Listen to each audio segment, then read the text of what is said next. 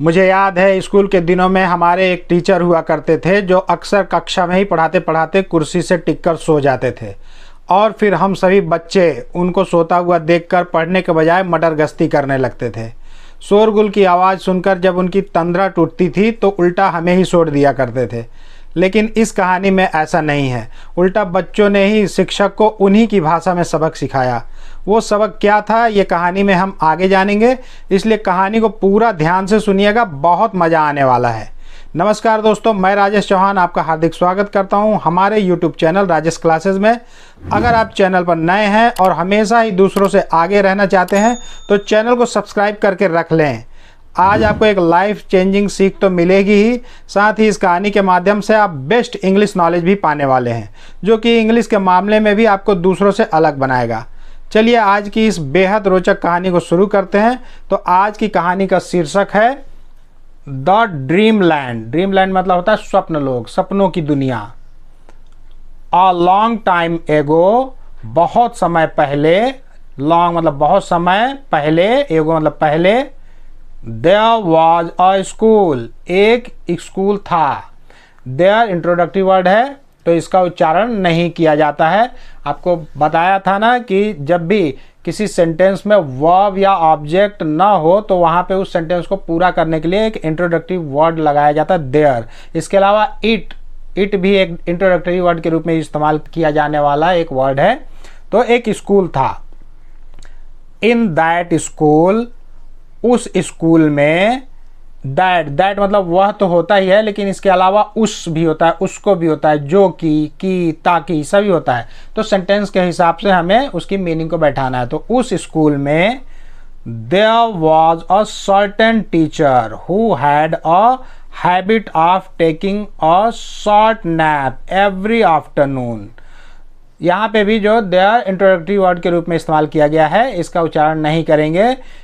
उसमें, उस स्कूल में एक सर्टन मतलब होता है निश्चित, नियत, पक्का, नियमित। तो एक नियमित निश्चित टीचर था, एक नियत टीचर था वहाँ पे, परमानेंट टीचर मतलब शिक्षक।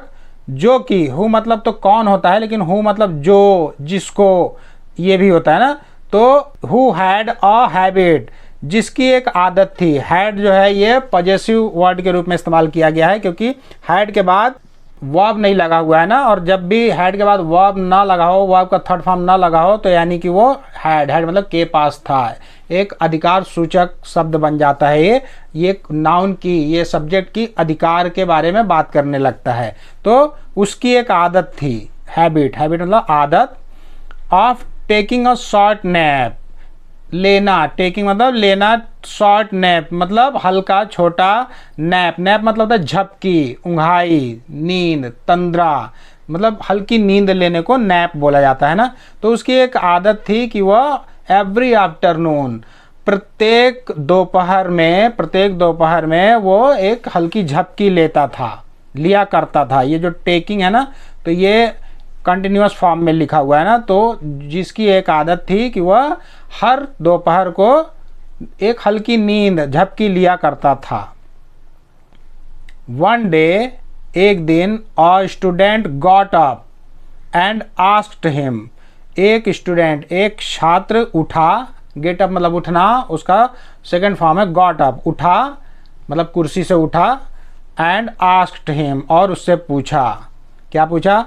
Sir, why do you sleep every day, आप प्रत्येक दिन क्यों सोते हैं? ये जो है प्रेजेंट इंडेफिनिट टेंस का सेंटेंस है, क्योंकि यहाँ पे हेल्पिंग वर्ब डू लगा हुआ है और मेन वर्ब का फर्स्ट फॉर्म लगा हुआ है, ठीक ना, इसलिए इसे प्रेजेंट इंडेफिनिट टेंस का सेंटेंस कहेंगे। तो वह पूछ रहा है कि वाई मतलब क्यों आप रोज दिन सोते हो, प्रत्येक दिन आप क्यों सोते हो? द टीचर रिप्लाइड, टीचर ने, शिक्षक ने जवाब दिया, उत्तर दिया। I go to dreamland to meet the ancient sages, मैं जाता हूँ ड्रीमलैंड, सपनों की दुनिया में जाता हूँ, मैं स्वप्न लोक में जाता हूँ, टू मीट मिलने के लिए, द एंशियंट मतलब होता है प्राचीन, ऋषि मुनियों से, सेज मतलब ऋषि मुनि, सेजेस मतलब ऋषि मुनियों से, संत से। तो वह बोल रहा है, टीचर बोलते हैं कि मैं सपनों की दुनिया में जाता हूँ ऋषि मुनियों से, प्राचीन ऋषि मुनियों से मिलने। अब यहाँ पे टू जो है ना वहाँ पे को इसका मतलब होगा, ये टू मतलब तो के लिए होता है, क्योंकि टू के बहुत सारे मतलब निकल के आते हैं। टू मतलब को भी होता है, से भी होता है, तक भी होता है, के लिए भी होता है, की ओर। अच्छा, टू मतलब सेवा में भी होता है। जब हम पत्राचार करते हैं ना, किसी को लेटर लिखते हैं इसमें, तो उसमें भी टू लिखते हैं, इसका मतलब होता है सेवा में। तो इसके बहुत सारे मीनिंग यहाँ पे। इसका मतलब होगा के लिए, कि मैं मिलने के लिए जाता हूँ, प्राचीन ऋषि मुनियों से स्वप्नलोक में मिलने के लिए जाता हूँ। ये भी प्रेजेंट इंडेफिनिट टेंस का भाग है, क्योंकि यहाँ पे डायरेक्ट आई गो लगा है, इसमें हेल्पिंग वर्ब डू डज नहीं लगा हुआ है ना, सिर्फ इंट्रोगेटिव और नेगेटिव सेंटेंस में डू लगता है, पॉजिटिव में नहीं लगता है। हाँ, कब लगेगा? जब किसी बात पे जोर देने के लिए अगर बोला जाता है, मैं जाऊंगा ही, तो आई डू गो ऐसे बोल सकते हैं, मैं जाऊंगा ही, मैं खाऊंगा ही, आई डू ईट। तो जोर देने के लिए, जब आप क्रिया पे जोर देने के लिए कोई बात कर रहे हैं, जोर देकर कोई बात कर रहे हैं, तो वहां पे डू आप लगा सकते हैं पॉजिटिव में, अन्यथा साधारण रूप से डू नहीं लगता है। आगे बढ़ते हैं। नाउ वन डे, अब एक दिन, the weather became extremely hot. Weather, weather मतलब मौसम, बिकेम हो गया, बिकम, बिकेम, बिकम, ये वर्ब का सेकंड फॉर्म है ना। तो क्या हो गया? मौसम हो गया एक्सट्रीमली। एक्सट्रीमली मतलब होता है अत्यंत, निहायत, चरम। चरम स्थिति को एक्सट्रीम बोला जाता है। तो एक्सट्रीमली हॉट, बहुत ही गर्म हो गया, अत्यंत गर्म मौसम हो गया था एक दिन। ये जो है पास्ट इंडेफिनिट टेंस का है ना, क्योंकि यहाँ पे वर्ब का सेकंड फॉर्म लगा हुआ है। तो अब एक दिन बहुत ही गर्म मौसम हो गया। All the students felt sleepy, जितने भी सारे स्टूडेंट, सारे छात्रगण जो थे वो महसूस करने लगे, महसूस किए। फील मतलब महसूस करना, फेल्ट मतलब महसूस किए। स्लीपी, स्लीपी मतलब होता है निंदासा, निद्राग्रस्त, निंदवाया हुआ, मतलब उनको नींद आने जैसा महसूस हो रहा था। तो सब निंदवाए हुए थे। वन बाय वन, एक एक करके, वन बाय वन मतलब होता है एक एक करके। All of them went off to sleep, all of them वो सभी, वेंट ऑफ हो गए, चले गए, स्लीप, स्लीप मतलब सोना। तो वह एक एक करके वे सभी सो गए। When the teacher saw them sleeping, he shouted out. When मतलब जब टीचर ने देखा, सा मतलब देखा, सी मतलब देखना, तो उसका सेकंड फॉर्म है सा, सी सा सीन। तो जब टीचर ने देखा, देम उन्हें, स्लीपिंग एक कंटिन्यूअस फॉर्म में लिखा हुआ है ना, यानी सोते हुए। जब टीचर ने उन्हें सोते हुए देखा, ही साउटेड आउट, वह जोर से चिल्लाया। साउटेड आउट, वैसे तो आउट मतलब बाहर होता है, लेकिन आउट का बहुत सारे और मतलब निकल आता है। आउट मतलब मुख से भी होता है ना, यानी वो मुख से चिल्लाया, यानी वो गला फाड़ के चिल्लाया। इसको कहेंगे कि टीचर ने जब उनको सोता हुआ देखा तो गला फाड़ कर चिल्लाया, जोर से चिल्लाया। गेट अप, उठो। वाई आर यू स्लीपिंग, तुम क्यों सो रहे हो। ये जो है प्रेजेंट कंटिन्यूअस टेंस का इंट्रोगेटिव सेंटेंस है, क्योंकि इसमें क्वेश्चन वाला है ना, प्रश्नवाचक वाक्य है। और ये प्रेजेंट इंडेफिनिट टेंस में है, क्योंकि यहाँ पे हेल्पिंग वर्ब आर लगा हुआ है और मेन वर्ब में आईएनजी जुड़ा हुआ है। तो बोल रहा है तुम क्यों सो रहे हो, उठो। वन स्टूडेंट रिप्लाइड, एक छात्र ने जवाब दिया। रिप्लाइड मतलब जवाब देना। एक छात्र ने जवाब दिया। Sir, we went to meet the sages in dreamland. Sir, we went, हम गए हुए थे, meet मिलने, the sages उन ऋषि मुनियों से, in dreamland स्वप्न लोक में। जब वो टीचर पूछा कि तुम लोग क्यों सो रहे हो, तो एक स्टूडेंट बोलता है कि सो नहीं रहे सर, हम गए हुए थे मिलने उन ऋषि मुनियों से, ड्रीमलैंड। हम सपनों की दुनिया में, स्वप्न लोक में उन ऋषि मुनियों से मिलने गए थे। What did they say?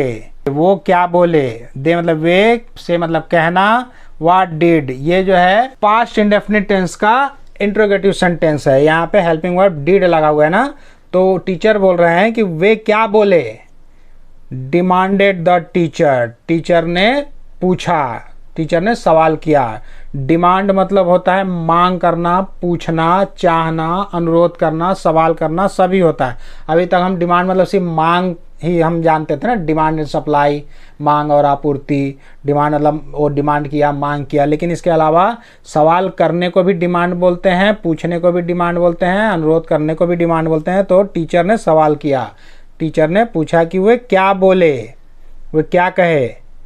The student replied, तब स्टूडेंट छात्र ने जवाब दिया, we asked them if a school teacher came there every afternoon. हमने उनसे पूछा, वी मतलब हमने आस्क्ड पूछा, देम उनसे, हमने उनसे पूछा, इफ अ स्कूल टीचर क्या स्कूल टीचर केम आए थे, देयर एवरी आफ्टरनून हर दिन प्रत्येक दिन क्या कोई स्कूल के जो शिक्षक हैं वे आते थे।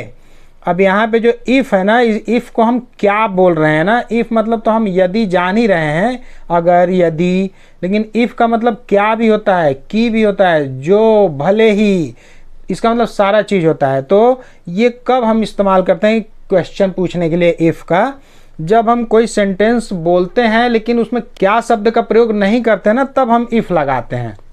जैसे हम किसी से बोलते हैं तुम वहाँ गए थे, तो हम लहजे में सिर्फ पूछ रहे हैं तुम वहाँ गए थे, हमने क्या नहीं लगाया है ना, ध्यान दीजिए। क्या तुम वहाँ गए थे, ये सही सेंटेंस होगा, लेकिन जो हम बातों बातों में बोलते हैं तुम वहाँ गए थे, तो उसी को हम बोलने के लिए इफ़ का लगाते हैं। तो यहाँ पे इसका मतलब क्या हुआ ना, तो क्या कोई स्कूल टीचर प्रतिदिन यहाँ आते थे, वह पूछा।